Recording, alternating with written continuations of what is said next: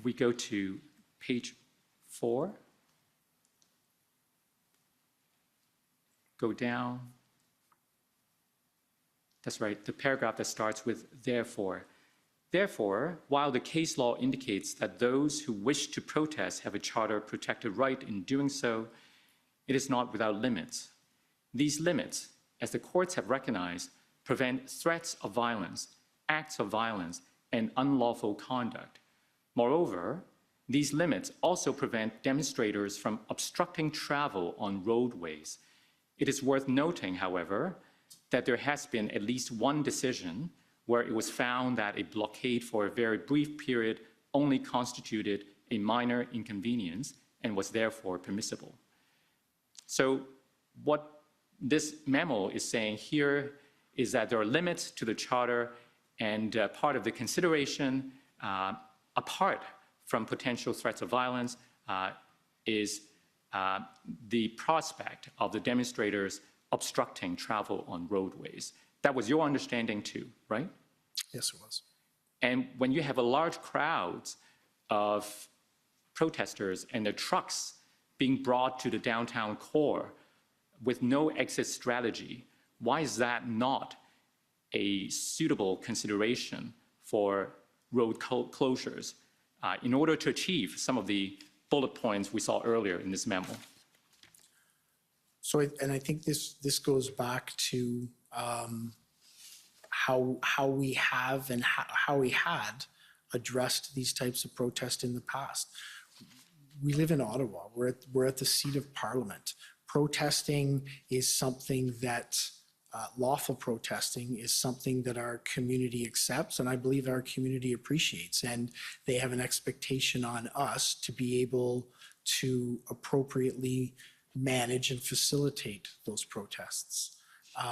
So for a large demonstration to come into the downtown core in and around the seat of Parliament and protest for a number of days would not be abnormal in this city, even with the traffic disruptions that would occur.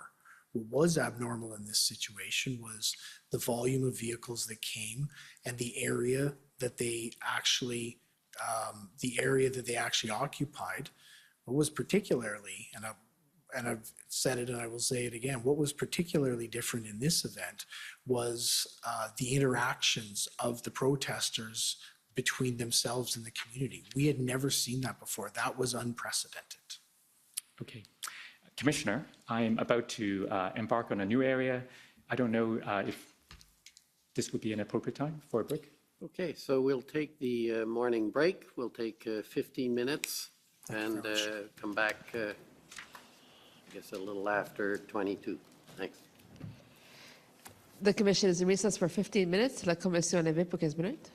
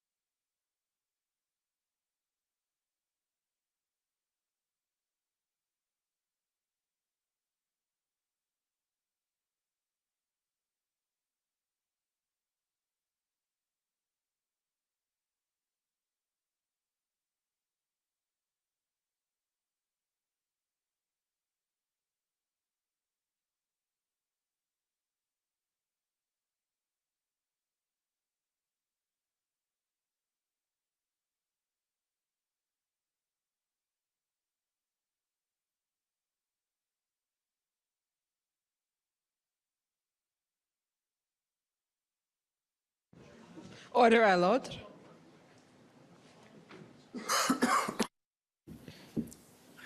The commission is reconvened. La commission reprend. Good morning again. Morning. So before the break, we were talking about intelligence and other aspects of pre-arrival planning. I'd like to take you now to the events after the convoy has arrived. And during our interview, you explained to us that the events after the convoy arrived could be broken down into different phases. So I'd like to take you to those different phases, and perhaps you can first explain to us what those are. And it may be helpful if we go to your interview summary first. For sure. So could we call up the WTS 6029, please?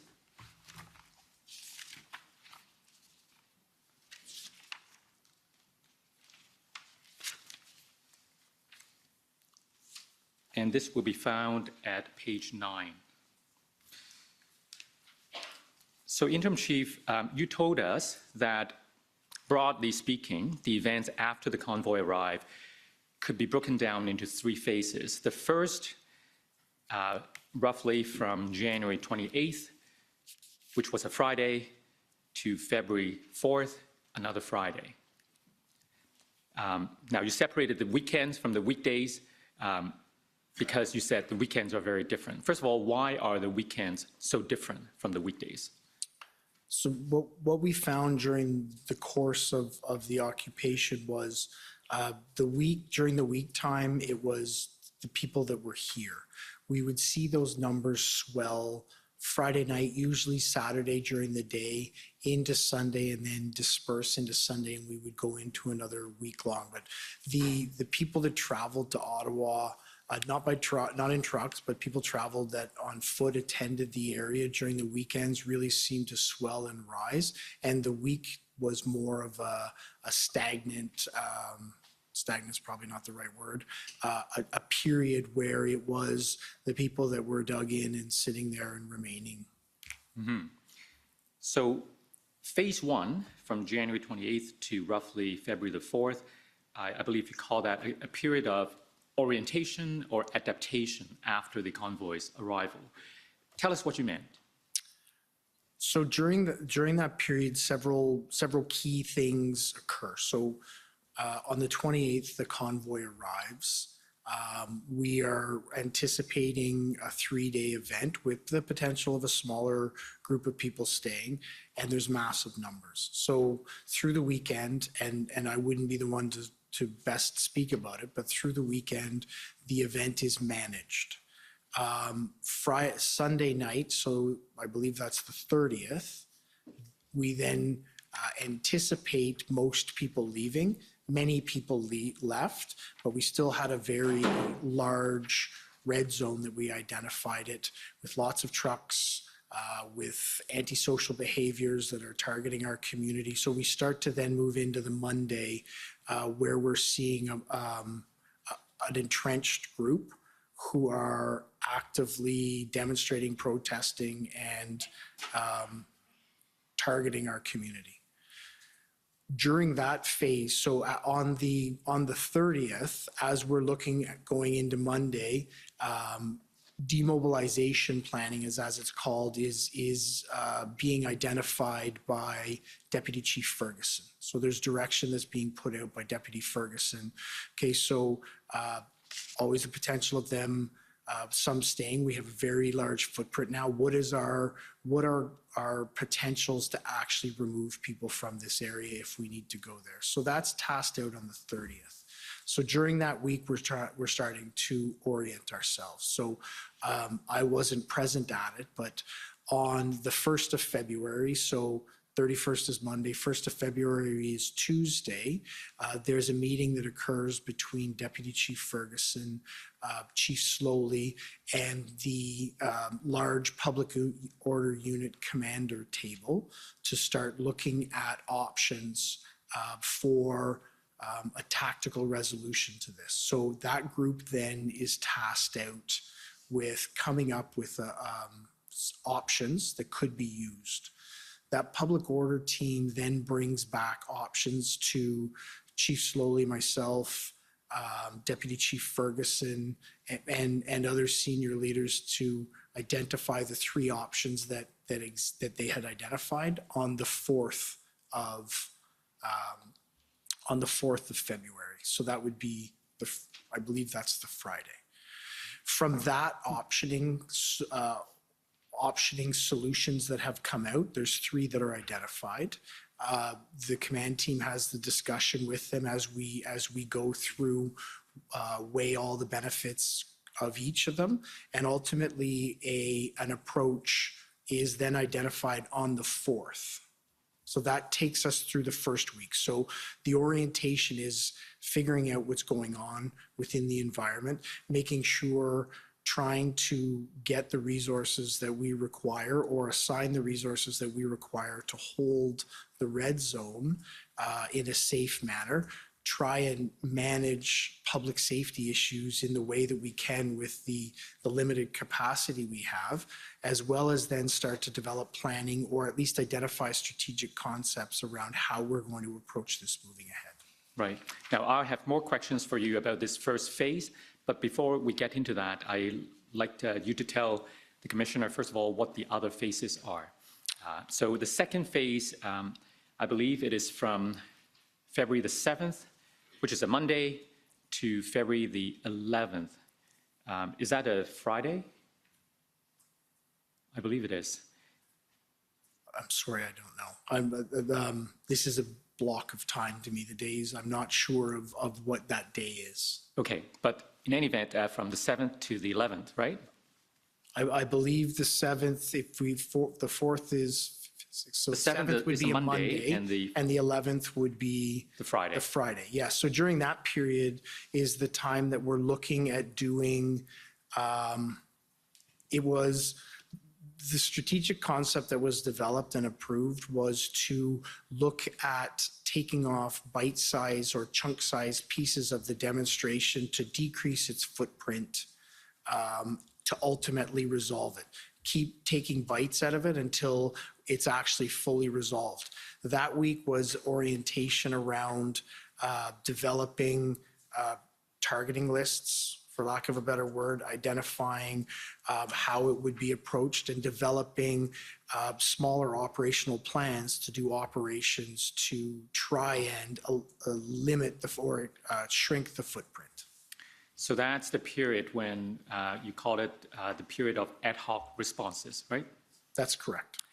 And then we move to the third phase, which starts on February the 14th, which is a Monday, and carries on to the end of that week, the 18th. And I think you described that as the week when there was a focus on the development of a long-term plan to end the protest or occupation, right?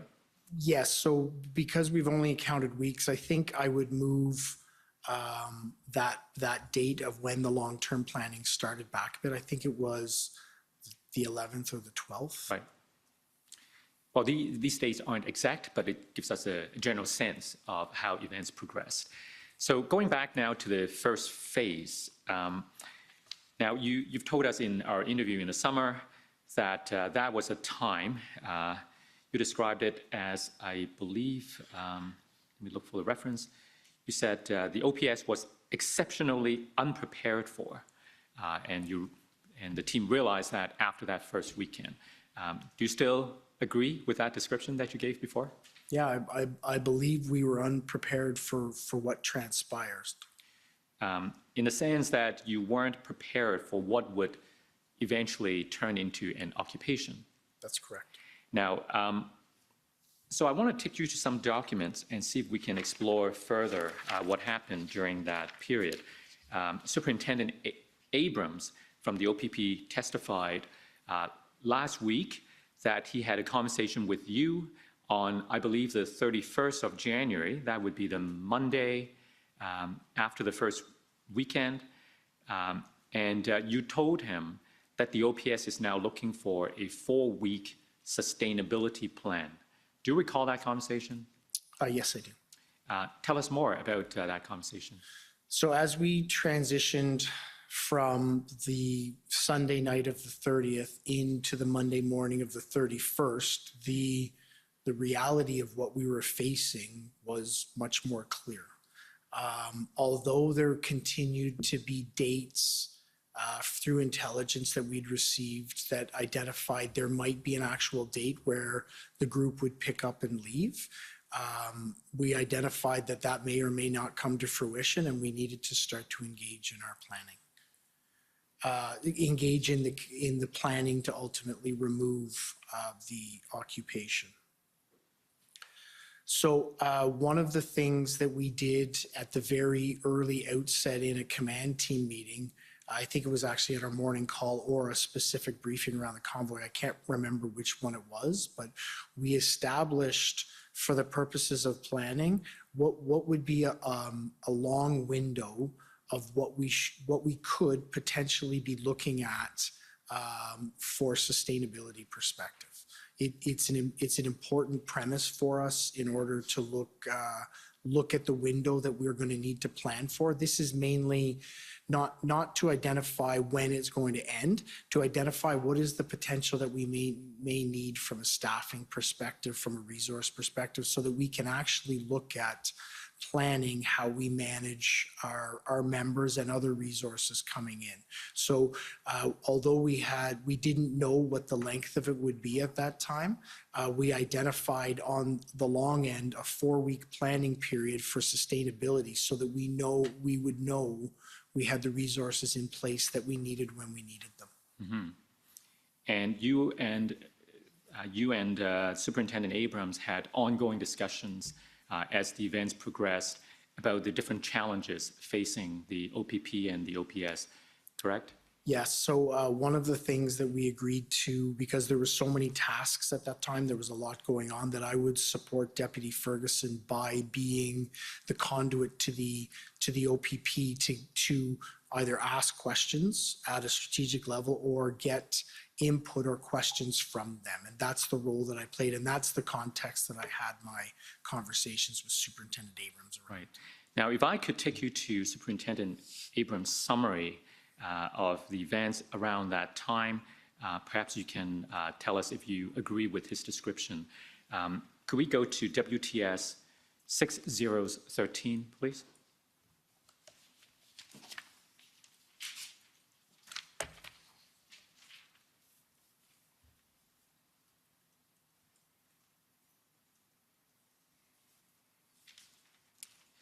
Page 5. So on February the 4th, Superintendent Abrams had what he characterized as a formal conversation with Deputy Chief Bell about OPS's lack of a plan and unified command structure. He explained that by unified command structure, he meant that OPS needed to be unified within itself because it was not at the time. He told Deputy Chief Bell what his OPP officers had relayed to him, that OPS was disorganized and poorly coordinated. He also told Deputy Chief Bell that OPS's maintenance of multiple command centers at the 245 Greenbank Road, OPS office, where OPS's MIC, that would be Major Incident Commander, Superintendent Patterson was based, the OPS headquarters on 474 Elgin Road, and at the NCRCC in Orleans, where OPS's incident commander was based, were contributing to these problems. Deputy Chief Bell agreed that OPS needed to formalize operations and told Superintendent Abrams that OPS was trying to develop a plan and a unified command. In characterizing the conversation, Superintendent Abrams explained that it was an uncomfortable situation, but he felt compelled to raise his concerns and offer advice. Now, there's a lot here, so let's unpack it. First of all, he mentioned that there are multiple command centers, and I believe there are at least 3 locations there. Is that what happened at the time, that there were multiple command centers within the OPS? So there was different areas where work was being generated out of or coordinated, but the NCRCC, the National Capital Region Command Center, was the dedicated command center for this event. The major incident commander, Superintendent Patterson, did originally work out of his office at 245, but I believe he regularly attended the NCRCC. I'm not sure, that we'd have to verify that through Inspector Lucas. There also was there another one there? Based on 474. 474 was where the executive command was. So the NCRCC was our command center. That's where all operations were resourced out of. That's where our joint intelligence group was. That's where our incident commander was. There was meetings that occurred in different areas. There was different locations that did need to feed information into the NCRCC, but ultimately the NCRCC was the area where operations were controlled from established from before the convoy arrived and only demobilized many days after it had been dismantled. If the NCRCC was where all the actions were, where the command post was, do you know why Superintendent Patterson was operating initially, at least, from a different location? I can't comment on that. I don't know. Okay. Superintendent Abrams also pointed out that there was a lack of a plan and unified command structure. Do you agree with those concerns? So we would have had a command structure that that was based out of a unified command that was based out of the NCRCC, the Ontario Provincial Police, the Ottawa Police Service, the RCMP, PPS, Parliamentary Protective Services, were all co-located in that area. So there was the unification of all of those resources there.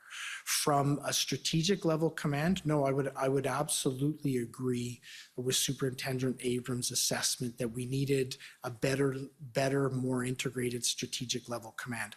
One of the learnings for me from this is, even though it was assigned to me, it wasn't necessarily more helpful for Superintendent Abrams from a strategic command within the operation perspective to come to me instead of managing directly through Deputy Chief Ferguson. So those are some of the issues we identified and continue to rectify, particularly as we moved towards our integrated planning team and our unified command. Right.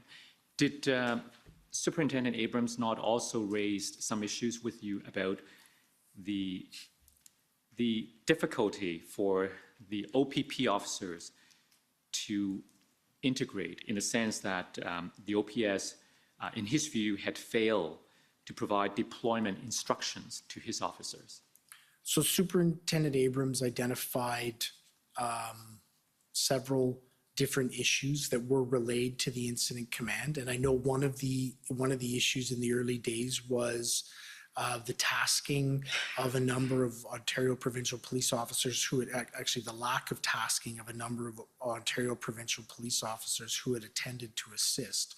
That was relayed to Deputy Chief Ferguson, and it is my understanding, and would have been my expectation, that she would have moved that down to the incident commander, Inspector Lucas, who would have rectified it with his partner at that time, the OPP incident commander, who he was sitting across the table from at the NCRCC. Is it your understanding that there were, in fact, OPP officers physically situated in Ottawa who were just sitting around and not being effectively deployed, notwithstanding the lack of resources on the part of the OPS?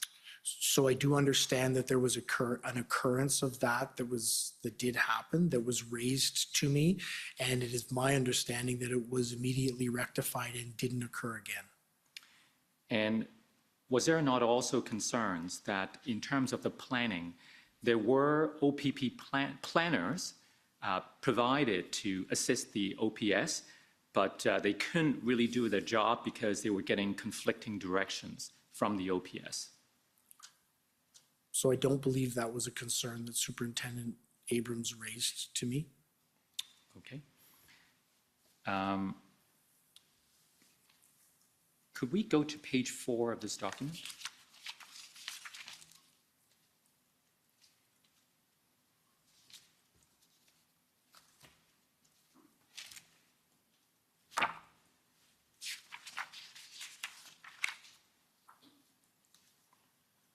The second paragraph. Superintendent Abrams also reported that OPS planners and the OPP planners assisting them were receiving contradictory directions. At OPS's request, OPP assigned 2 members, Inspector Yunan and Staff Sergeant Gauvin, to help OPS develop plans. Chief Slowly had requested plans for 3 scenarios. Went through the 3 scenarios. On February the 3rd, Superintendent Abrams was advised that OPS instructor Michelle Moran had informed the OPS planners and the OPP planners assisting them to scrap the 3 scenario planning because Chief Slowly wanted a new, different plan, and that Inspector Moran's intervention had left the planners confused as to what they should be doing. Superintendent Abrams contacted Deputy Chief Bell, who informed him that Inspector I don't know if it's Marin or Moran, lacked authority to issue planning directions, and that the planners should be reporting to OPS Superintendent Jamie Dunlop, who was leading planning, even though Superintendent Patterson was serving as the OPS MIC. Does that help refresh your memory? Yes, it does. Thank you very much. Tell us what was the nature of the problem, or perceived problem? So, and this highlights where some of the challenges. I wasn't involved in any of the tasking that was going on around as not the major incident commander.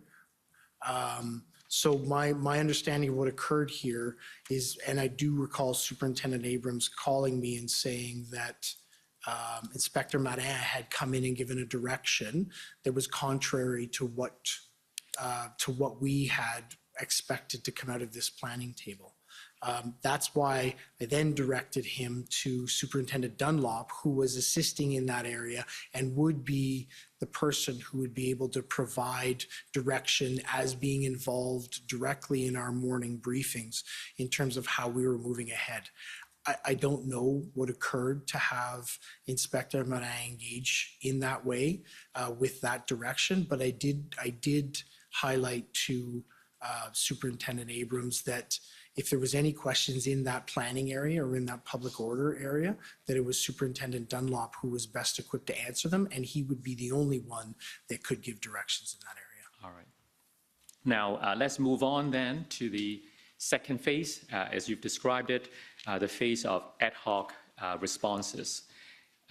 This would have begun on around the 5th, although you separated the weekends from the weekdays, so probably the 7th, right? So I want to ask you about a number of events that occurred during this period and get your perspective on whether they might be problematic from your point of view. First of all, on the 4th of February, I think this came from our interview with you, but on the 4th of February, the OPS made an announcement about a search and contain plan. Do you recall that? Yes, I do. And my understanding is that that plan contemplated surging officers into neighborhoods affected by Freedom Convoy activity. That's correct. As well as hardening the downtown core protest site, including by closing interprovincial bridges and highway off-ramps and so on. Now, you spoke to us about this at page 4 of your summary. So I think what's on the screen is Abrams' summary. Can we go to Interim Chief Bell's summary, please?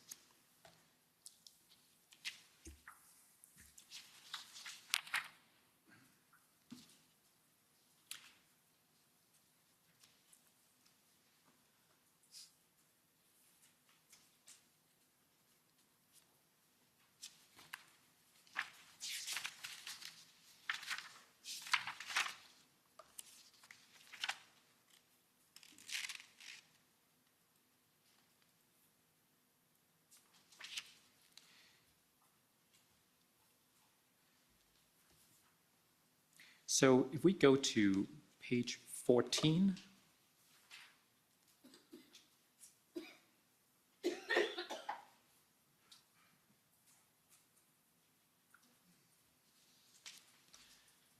On February 4th, during an 11:40 a.m. press conference, Chief Slowly announced that police would close highway off-ramps and interprovincial bridges to prevent convoy participants from entering Ottawa. Now, first of all, I don't know how precise the wording is, so I want to ask for your best recollection of what was announced during that press conference. So what was announced during that press conference was that the Ottawa Police Service would take into account all options, including consideration of closing of the off-ramps and of the interprovincial bridges. So there wasn't a definitive statement saying we are closing the bridges. It was a statement by Chief Slowly indicating we can, and we will consider it if it's appropriate. Now, if we carry on, Superintendent Abrams called Interim Chief Bell and informed him that OPS had not consulted OPP. On February 5th, during a 10 a.m. briefing meeting, stay where we are. On February 5th, during a 10 a.m. briefing meeting that Interim Chief Bell attended, Chief Slowly directed OPS officers attending the meeting to close off-ramps and bridges. First of all, is that accurate? Yes, it is. Chief Slowly directed OPS officers attending the meeting to close off-ramps and bridges. Interim Chief Bell stated that his understanding was that OPP, not OPS, was responsible for closing off-ramps, and that OPS lacked authority to close interprovincial bridges. Could you explain the authority to do any of these things to us, please? So the ability to close off-ramps is normally attributed to the OPP, the Ontario Provincial Police, because they are the police of jurisdiction responsible, the police responsible for the 400 series highways through Ottawa. So Ottawa Police would not normally engage in exigent circumstances that could occur, but we would not normally engage in closing off-ramps at the top of the ramp because it was an OPP responsibility. We do have the ability to close ramps on the street side, but that creates traffic problems and issues. So we could close them, but not normally. Interprovincial bridges are a different circumstance. Interprovincial bridges are much more challenging to close, particularly in a preventative way. In exigent circumstances, as things are occurring, they may be closed. And the first weekend, the second weekend, and even in the third weekend, you saw that happen when the threshold for us to do that was met by the operational commanders. But to preemptively close an interprovincial bridge would take the intervention of I believe it's the Minister of Transportation to be able to allow us on a preventative measure to close those bridges. So if I understand the sequence, the press conference happened on the 4th, right? That's correct. And then the directions to do these things, to close off-ramps and bridges and so on, came on the 5th, the day after. That's correct. But on the 5th, and I think it's an important context to set, the 5th is a Saturday. The 5th is where we're starting to see large number of ingress people into our community. The intelligence and the information we have around convoys is starting to come in again. So this is, I believe that this is the chief responding to the increased threat that we feel we may be under as we move ahead. That's part of why you distinguish the weekends from the weekdays. They were very different periods of time from an operational perspective. Right. Now, with respect to this incident, the 4th and the 5th, the proposed actions and so on, did you have any concern about the way things unfolded? So I did, on the 4th, no. I believe the statements that were made were very appropriate. We will consider everything as we move ahead. On the 5th, my only concern would be as the chief of police, to provide direction like that on an operational matter as the chief of police. That's something that I believe should be considered, contemplated at an operational level, not a strategic level. And that would have been my concern in that area. And why would it be a problem for a strategic level leader be directing operations? What is the concern underlying this rule that the operational commander should be doing these things instead of the strategic commander? The incident command system has levels within it for very distinct reasons. And that's so that you can actually accomplish the operation that you want to with the most clarity, the most understanding, and the most safely way possible. The strategic level needs to actually identify what is the approach that's going to be used, what is the general outcomes that we are looking for. The operational needs to then look at what are the resources? How are we actually going to make that happen? The tactical level then needs to execute on those plans. When somebody engaged at a strategic level begins to give tactical or operational level commands, it creates a lack of clarity in terms of everyone's role within the structure. That lack of clarity then creates questions around what do I do? What is my responsibility within this?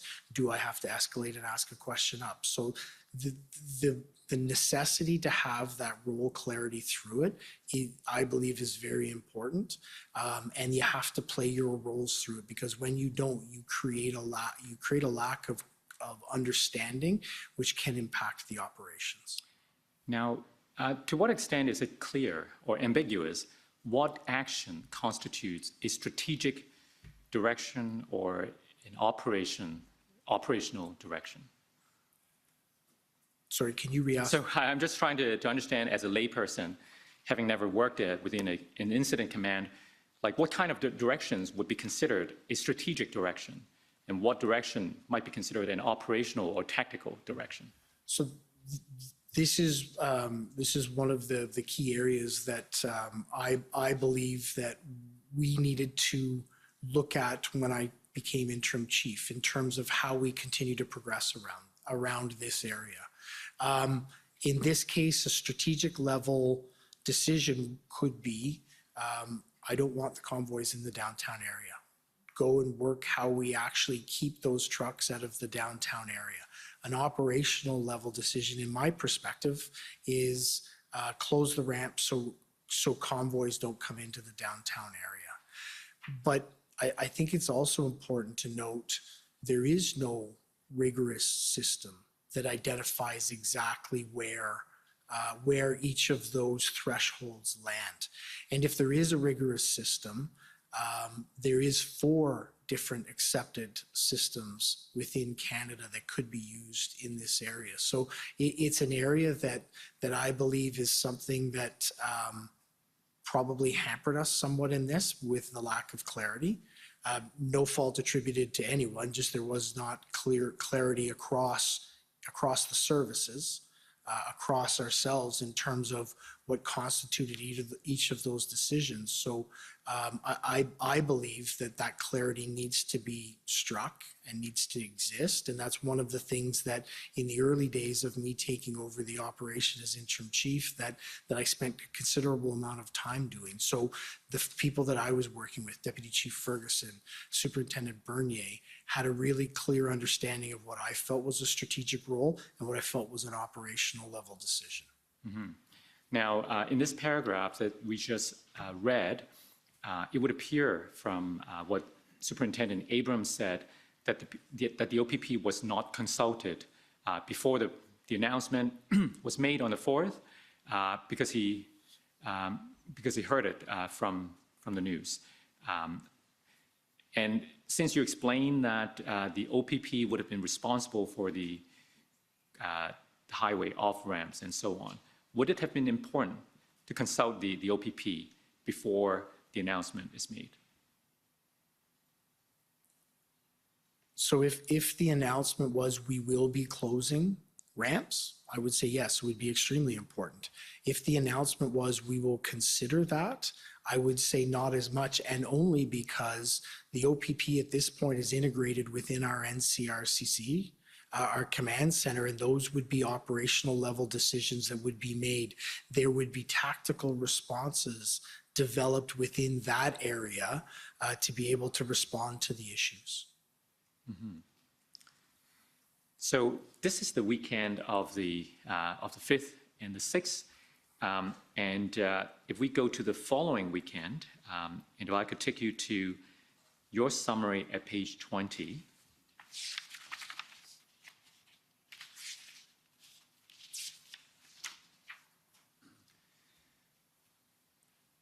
I suppose the OPS was anticipating another surge for another weekend. I'm sorry. No, go ahead. Well, what I know was occurring, not what I think, what I know was occurring here was there was intelligence and tracking of a convoy that existed, I believe, within Quebec that was being followed towards Ottawa. That it would have been the early morning intelligence briefing in terms of what was to occur. This is a Saturday as well. This is the second final Saturday. So we are continuing to build, monitor, maintain the area, but we are tracking a convoy at this point. So in the middle of the first paragraph, during the briefing, Chief Slowly directed that OPS close interprovincial bridges and highway off-ramps into Ottawa until Monday, February the 14th. Chief Slowly indicated that OPS needed to act because of the municipal and provincial state of emergency. So there appears to be a perceived need to close these off-ramps and bridges again, and he's directing, it appears from this paragraph. Is that what happened? That's correct, yes. So if we go to the next paragraph, Interim Chief Bell engaged in back and forth discussions with Chief Slowly about whether OPS had authority to close interprovincial bridges and highway off-ramps, including at a 12:17 p.m. meeting that OPS General Counsel Christian Hanaud attended. Now, first of all, wasn't this discussion, didn't you already have this discussion with the former chief the weekend before about the authority to do all this? No, I hadn't had it the weekend. I see. Okay. So anyway, you have these discussions with him on the 12th, I believe. And then in the middle of the second paragraph, Interim Chief Bell explained that while planning and operations would ordinarily have been Acting Deputy Chief Ferguson's responsibility, he was relieving Acting Deputy Chief Ferguson that day so that she could rest. Ultimately, Chief Slowly agreed that OPS lacked authority to close the bridges and off-ramps and rescinded his direction. So first of all, this is the weekend that Deputy Chief Ferguson took 2 days off. We heard about that. Is that right? Yes, that's correct. So during her absence, you stepped in to look after her responsibility. And that's why you were engaging in these discussions, right? Because normally this is part of the planning. That's correct. This would have been under Deputy Chief Ferguson's purview. Right. The next paragraph, during these discussions, Interim Chief Bell informed Chief Slowly that Superintendent Bernier had developed a traffic mitigation plan to divert arriving convoys away from the downtown core instead of closing off-ramps and bridges. So first of all, we heard about directions to close off-ramps and bridges. Did you have the same concern expressed earlier the weekend before about a strategic level leader providing operational level directions? Yes, I did. But in this case, we have a different incident commander or event commander who already developed a traffic mitigation plan, right? That is correct. So we start reading from the middle of the third paragraph. Chief Slowly told Interim Chief Bell that he needed more details on Superintendent Bernier's plan so he could decide whether to approve it. Now, do you have any concern about the former chief expressing the need to approve the event commander's plan? So it is not typical in incident command structures. The strategic level doesn't approve operational level plans. After some back and forth, OPS implemented the traffic mitigation. Can we go up? Oh, sorry, go down. Traffic mitigation plan, which kept convoys from entering the downtown core. Interim Chief Bell's notes record that during the 12:17 p.m. meeting, Chief Slowly told him that Chief Slowly would assess the plan and, if not satisfied, would take appropriate actions. Interim Chief Bell explained that Chief Slowly was asserting his authority to approve or reject the traffic mitigation plan that Superintendent Bernier was developing, as well as to hold Interim Chief Bell accountable if that plan did not meet the thresholds that Chief Slowly believed it needed to meet. What did you mean by that? Holding you accountable. So I don't know, but he did indicate to me that I would be held accountable for the success of that plan. I don't know specifically what that would mean, but those were the words used by Chief Slowly. Okay. Did that cause you concern?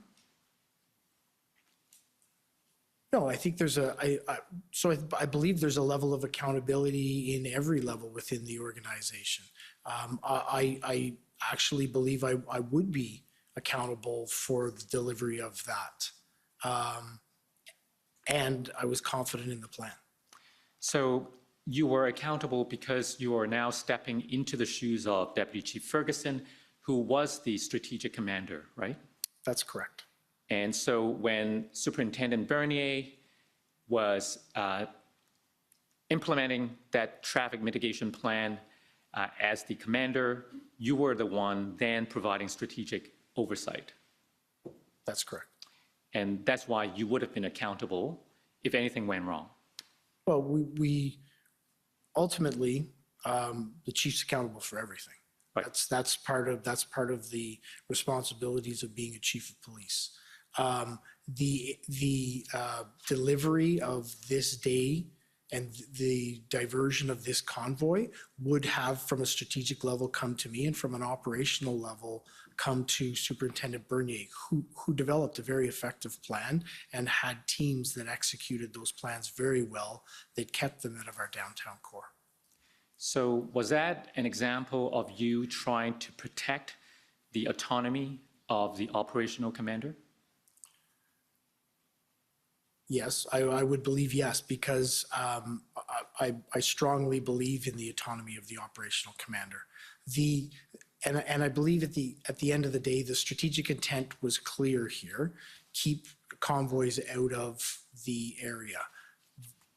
Superintendent Bernier and his team took that away and developed a very strong plan to manage that. Members of our organization and other organizations executed that plan very well, that ultimately did result in those convoys not attending. That is how strategic, operational, and tactical level decision makings are intended to work. Mm-hmm. Now, I want to turn your attention to another aspect that happened during the convoy events. If we could go to your summary at page 13.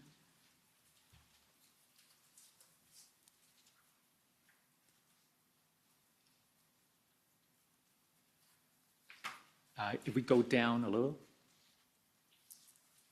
I need the, that's right. So the last paragraph, during the interview, Interim Chief Bell stated that there were different perspectives within the OPS on the role of PLT during the Freedom Convoy. And we've heard a little about this different perspectives within the OPS on the role that the PLT should play. Can you tell us more about your perspective and the other perspective on PLT? So I can tell you about my perspective. Tell us both. I don't know that I know what the other perspective is, but from my perspective, PLT is an essentially important part in the development of plans, the pre-engagement with demonstrators, and then ultimately with the engagement of them as you move ahead.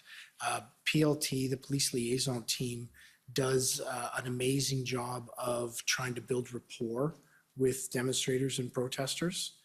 And we utilize it now beyond that in order to be able to have clear lines of communication, but even more so have a good set of understanding of expectations of the protesters and expectations of what the protesters are anticipating to do when they're in their area.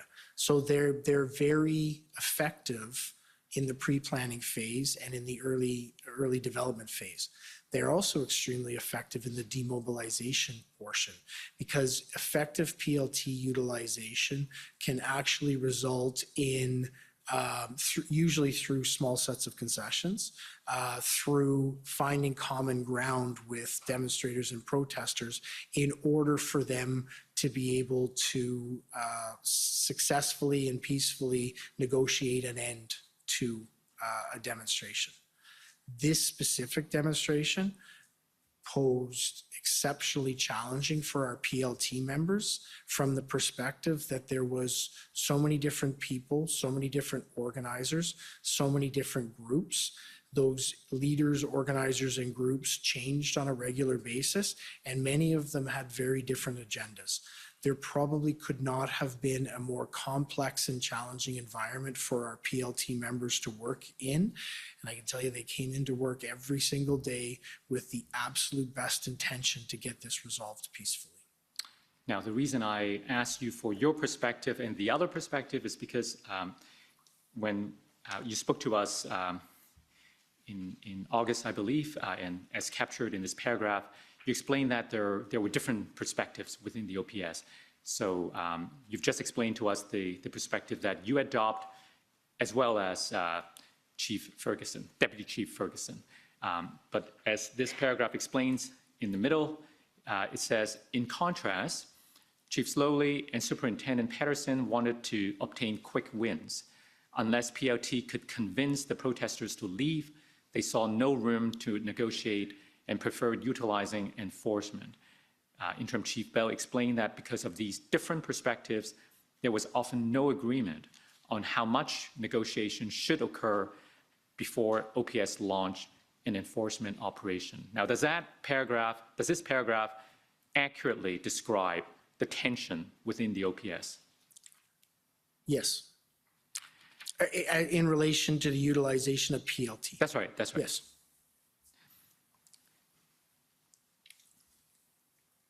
Now, do you recall that on February the 6th, on around the 6th of February, that you had a conversation with Superintendent Abrams from the OPP, and he said that the OPS needed to give more PLT autonomy to the PLT team, and that the OPS command was not doing that. Do you remember having that discussion with him? I do recall on that occasion having discussions with Superintendent Abrams about. Can you tell us more? So I think you've summarized it very well. The Ontario Provincial Police has an extremely well-developed, well-used, well-balanced police liaison team. We model our program around them, and they, in a much earlier way, in a much more active way, I believe, would have liked to see engagement of PLT throughout this. And I think what you're seeing there is some of Superintendent Abrams' concern over what he perceived to be a lack of utilization of our PLT resources. Right. Donc, à l'intérieur de la deuxième page de cette réaction de réponse, nous avons entendu différents témoins parler d'une rencontre le 9 février après l'arrivée du groupe de planification intégré à Ottawa. Le chef Party et son équipe ont rencontré l'équipe de commandement de la SPO, du SPO. Donc, sur cette rencontre le 9 février, mais avant que le groupe de planification intégrée a rencontré votre équipe. Vous étiez déjà impliqué Meeting with the chief and Deputy Chief Ferguson, right? That's correct. And I want to take you to page 17 of your summary about your recollection of that meeting. Excuse me. So the first paragraph, after the briefing ended, Chief Slowly met with Interim Chief Bell, Acting Deputy Chief Ferguson, and OPS Chief Administrative Officer Blair Dunker at 9:15 a.m. During this meeting, Chief Slowly told the attendees that the integrated planning team had come to judge OPS to take control or command of the situation, and that they would base decisions on whether to send RCMP and OPP resources on whether the OPS had plans. Chief Slowly expressed the view that OPP and RCMP were not there to help and were taking directions from their political masters. Does that accord with your recollection of what happened that morning? Yes, it does. What do you understand? Sorry, excuse me. What do you understand to be the reason that the former chief expressed those concerns? So I don't know what the reasons would be. I don't know what Chief Slowly's experience would have been with the OPP or the RCMP. It was surprising to me because up to that point, all through this and continuing on, I've had the ability to work with both the Ontario Provincial Police and the Royal Canadian Mounted Police, and they have been exceptional partners, and they were exceptional partners to us through this. Now, in terms of the timing, so this is February the 9th, and we've heard that a day or 2 days earlier in the Ottawa City Council, there was a motion. I can't remember who was the councillor who brought forward the motion, but effectively to ask the RCMP to take over. Are you aware of a motion? So through this, there was many motions. I think you're specifically speaking about a motion on February 7th that was forwarded by Councillor McKenney in relation to asking the RCMP to engage in takeover policing of the parliamentary precinct. So I am aware of that motion. Now, you were there that morning when the former chief expressed these comments. Did you understand his comments to have anything to connect with the events before, such as the motion in the council? So again, as I indicated, I don't know what motivated these comments by Chief Slowly. What I do know is that in relation to that motion, we had identified that it actually wasn't grounded in law. The Ottawa Police Service is the police jurisdiction in the city of Ottawa. So in all of the city of Ottawa, including the parliamentary precinct. So we had provided a letter to the city to indicate that. So it wasn't grounded in law, that motion. I don't know whether it contributed to these comments. That's a question better suited for Chief Slowly. But I do know that the motion as it was put forward wasn't grounded in law. Now, you mentioned that you did not share the same concerns as expressed by the former chief. In the next paragraph, you explain why. Now, I don't want to take too much time reading through your summary, so I'm going to take you now to the afternoon meeting with the Integrated Planning Group. And if we could go to a different document, OPS 30-14454. I understand these to be minutes taken by the scribe at that meeting. If we could go to page 131, please.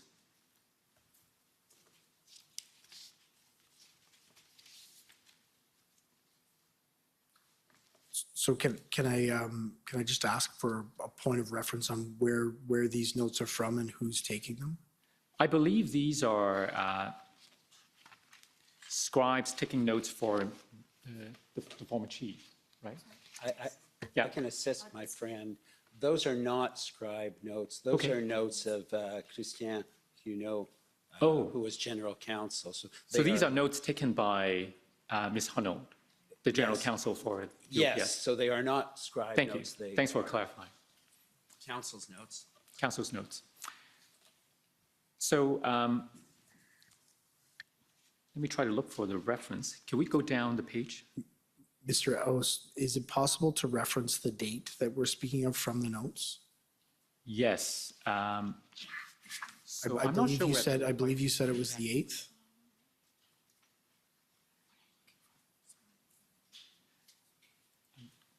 Moments indulgence.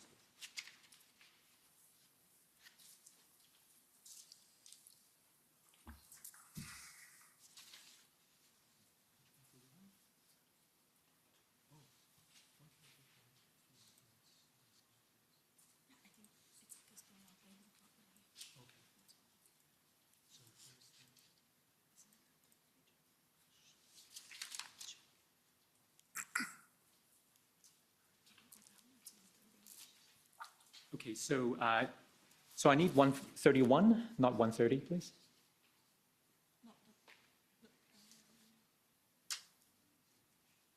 Keep going down. Oh, was it early? Sorry, can we go up again?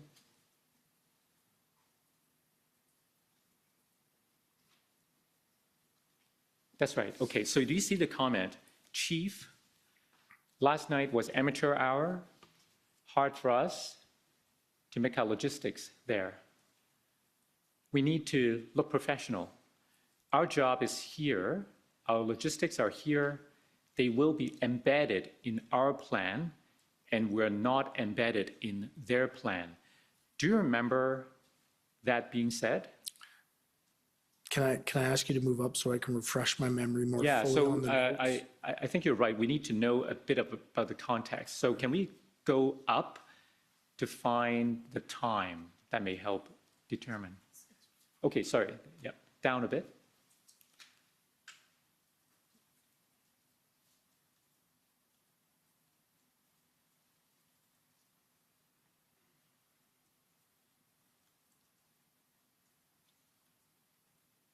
Sorry, can I just read that portion?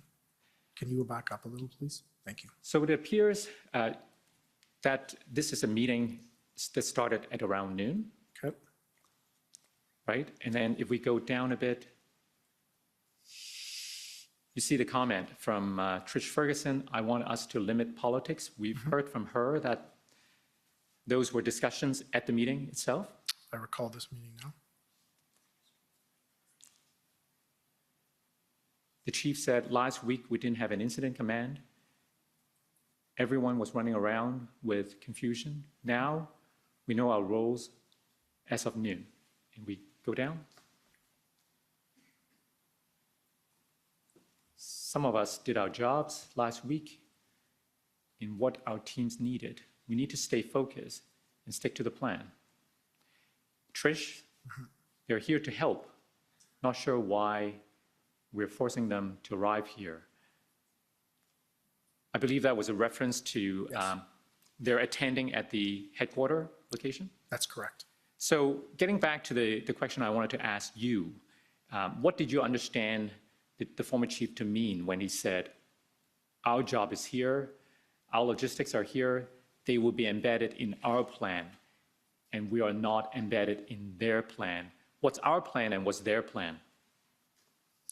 What I understood him to mean is that we would maintain command and control of the situation, and that any plans that would be developed by us or with us at the head of the table. And did you understand why that was important to the former chief? No, I did not. Did you share that concern that the team, the integrated planning group, should be embedded in the OPS plan rather than the other way around? No, I wouldn't share that concern. Okay. Now, if I go back to your summary. So switch back to the summary, please. WTS 6029.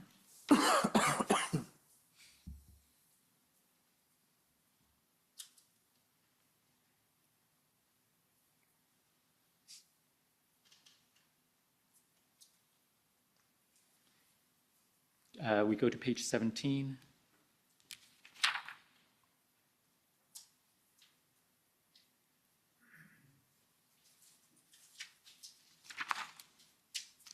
You see the paragraph at the very bottom.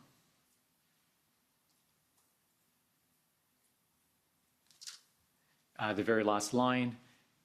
You describe this meeting as contentious and heated.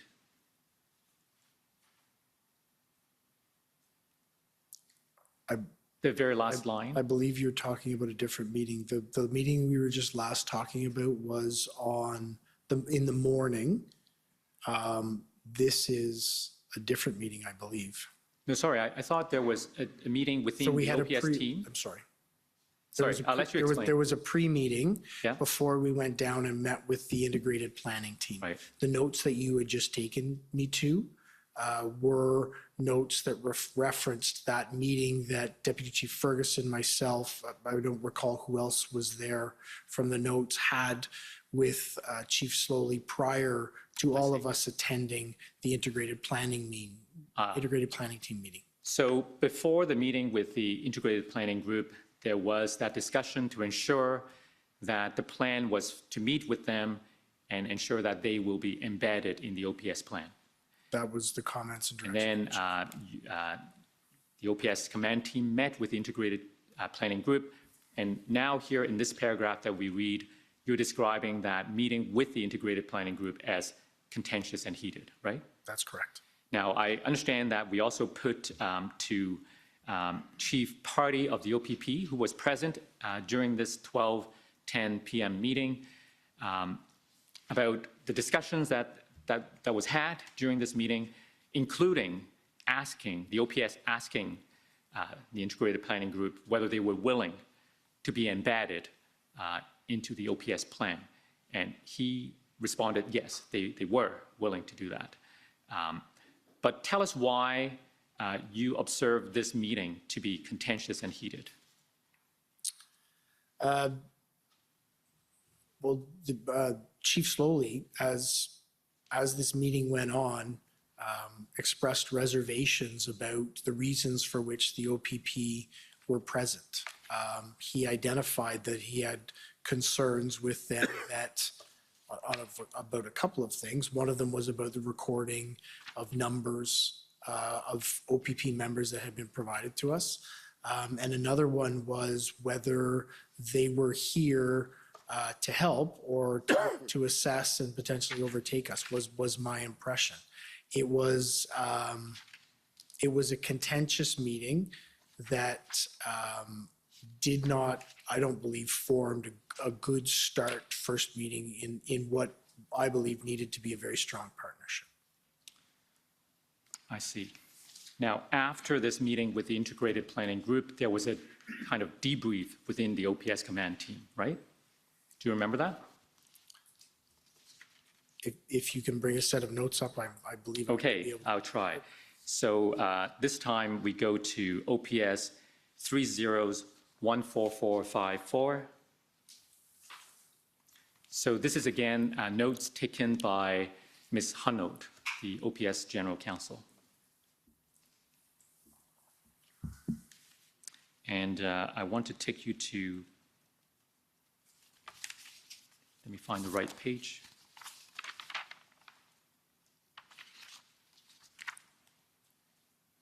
Let's try 139.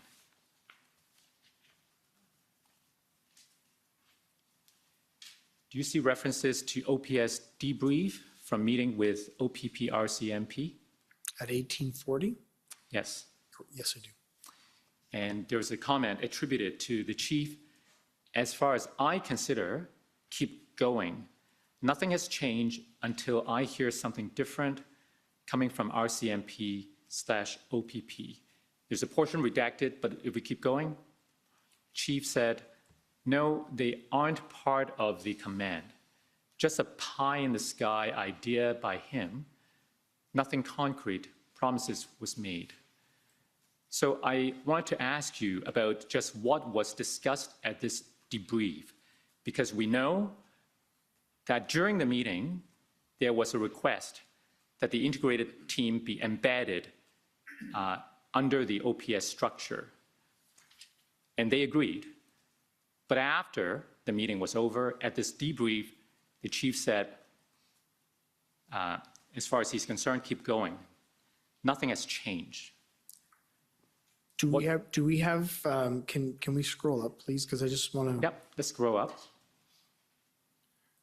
So I don't believe that I'm at this meeting. Sorry? I don't believe that I'm at this meeting. You're not at the debrief? I don't believe so. I don't recall it, and I don't believe that it's in my notes. So I don't believe that I did attend this meeting. This is on the 9th. That's right. Yes. So I don't believe that I was at the debrief meeting. Okay. Is there any notations that indicates I was there? I'm sorry? Is there any notations that indicates I was there? Well, this is I what just we don't- have. I just don't It recall. doesn't specify who was present at this debrief. I suppose it was an assumption on my part that because you were there during the meeting that you were part of the debrief. My apologies. I don't believe I was there. That's fine. That's fine. Now, I understand also that Interim Chief Bell, you were involved as part of the negotiation. Well, not as a negotiator, but you facilitated the negotiation between the city and the protesters. So I was involved in facilitating contact so That's that right. the negotiations could occur. So I want to take you back to the beginning of those events and ask you what date were you first involved in that process? So I believe that I first became involved in the process on February the 8th, I believe. And I'm not 100%. I don't know if you have a document that references the specific date. I do recall the sequence of events, but I'm not sure of the specific date. I believe it's the 8th. Okay. Well, tell us your best recollection as to what happened when.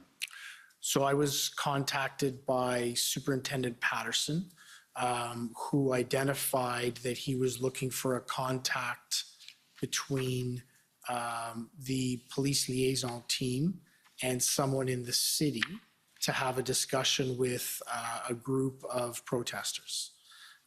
So I questioned him as to what level are you looking for? Is it, are you looking for somebody to help arrange getting porta potties, or are you looking for somebody at a higher level? So we got some clarification around exactly what the request was, and it was determined that it was somebody in a senior level position, either from the city or politically from the city or from the city bureaucracy, i.e. the mayor or Steve Kanalakis. And that they were asking me to make bridge contact with them. I contacted Mr. Kanalakis and arranged for members of our PLT to attend and have a discussion with him. And then ultimately, I created that bridge, and I believe they directly contacted after that. So those were the initial events on or around, well, you asked if we could help refresh your memory by taking you to your notes. So let's go to OPS 30,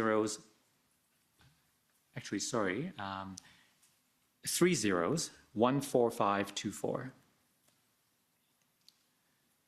And I'm looking for February the 7th, but I'm not entirely sure what the page number is. Yeah.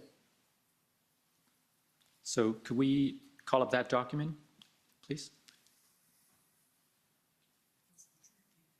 Yes, it's OPS 30-14525.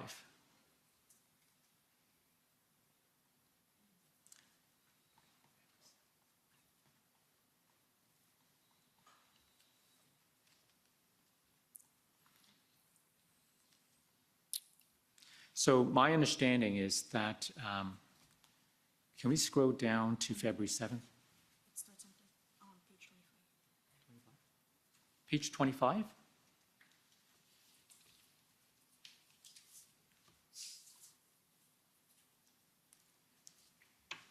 I believe it's in the evening.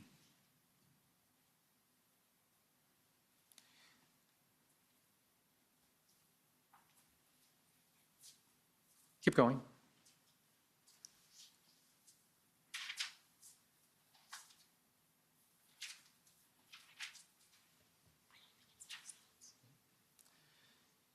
All right, maybe let's try another. Let's try another way. There's another. I'll take you to an email, OPS 408464.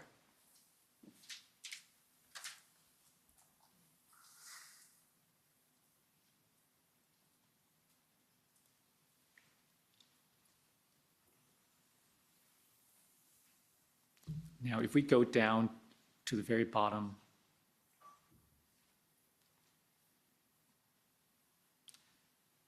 so this chain began as a request from Mark Patterson to John Ferguson. First of all, who's John Ferguson? John Ferguson is a staff sergeant within our organization, and during this period, he was assigned to be responsible and head up our police liaison team. So it started as a request from Superintendent Patterson to Staff Sergeant Ferguson, and then if we can go up and follow the chain. Sorry, can I take an opportunity to read that? Thank you.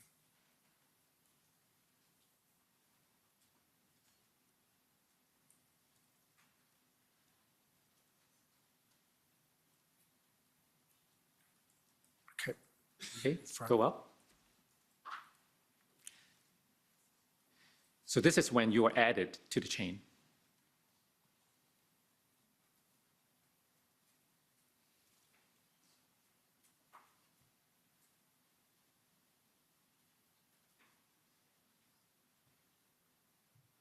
Okay. So does this help refresh your memory as to the date? Yes, absolutely. February 7th. My apologies. I said the 8th. It is actually the 7th. Okay, and the events are essentially as you've relayed. Can we keep going up? Go down a bit, please. Sorry, can I see the rest of that? Go down, yeah. Thank you. Thank you. Now go back up.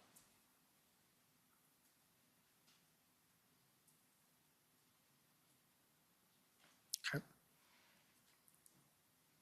I think that's the top. Yep. So it does explain. It does. So we came from Mark Patterson, as you said, on the 7th, and then you facilitated contact, and that happened on the 8th, right? So my contact with the city happened on the 8th. I don't recall what date the meeting actually occurred. Right. So that was your first involvement, and then you had more involvement later. Was it not the case? A few days later? So you'll need to be more specific. I had involvement every day in this. So I understand that on the 13th of February, if we could go to your notes now, it's OPS 30-14525. Let's go to page 64 of your notes.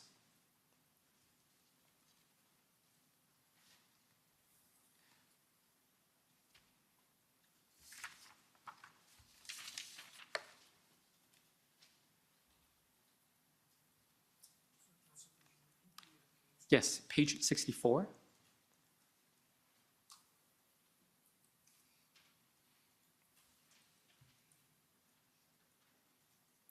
So can you move up, please, just so I can see the date that we're discussing?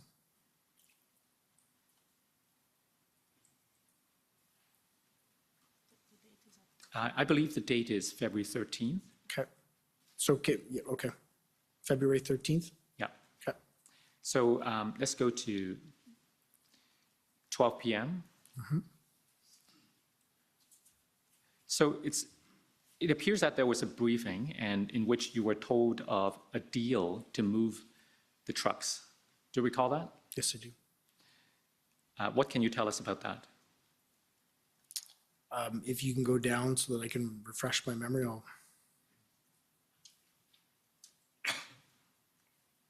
Okay, if you can go down more, please. Go down, please.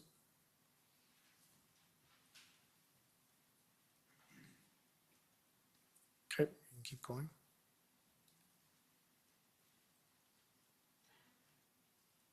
Keep going, please. Okay. Now, I wanted to ask you, so in the previous page, page 65, there were some concerns noted around the logistics of moving trucks and that crowd filling the neighborhood roads and so on, right? So it wasn't crowd filling, it was concerns that if we displaced a truck from Kent Street, say, and put it onto Wellington, that another truck would then occupy behind them on Kent Street. Those were some of the early concerns that were identified. So what was your role at this meeting? I was there listening. Okay. We were just being briefed as part of the executive command. This is on the 13th, so I believe Deputy Chief Ferguson is again, has responsibility of convoy operations, so I'm just one of the executive team who's listening and receiving this information to identify what actions we need to take. Now, by this time, Deputy Chief Ferguson would have been back, right? Yes, that's correct.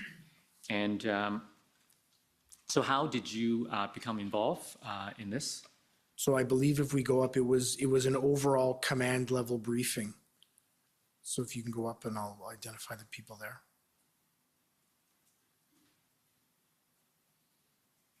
Yes. So a little higher, please. Yep. So Chief he called the meeting this way. He's not identified. John Steinbeck's, Christiane, Kathy Burns and Vicki Nelson's are scribes. Steve Box, who's the chief of staff for Mr. Kanalakis and Mr. Kanalakis. So it's a command level briefing for us. I didn't identify Deputy Chief Ferguson, but I do believe she was present at this meeting as well. So we understand that there will be evidence that later that day, is it Inspector or Superintendent Drummond? Superintendent. Superintendent Drummond met with the city and protesters to work out some of the details of the deal. To what extent were you aware of those details? So Superintendent Drummond was assigned to be the liaison back to the police because we would need to facilitate the movement of those vehicles. So he was assigned by, well, I believe it was Deputy Chief Ferguson who assigned him to do that. So that was my understanding of his responsibility. So that was the first time we saw on this date that you were involved in any discussions. Can you tell us what came of this and what was your role, if any, in the subsequent events? So I didn't, I was continually briefed. I didn't have a specific role. At this point, we'd ensured that the chief had ensured that Deputy Chief Ferguson was the single point of contact for the convoy operations, and I was responsible for things that included our enterprise project management change projects. So I wouldn't have had any direct role in it other than being present and helping to support whatever was needed of me. Now, let's go to your summary.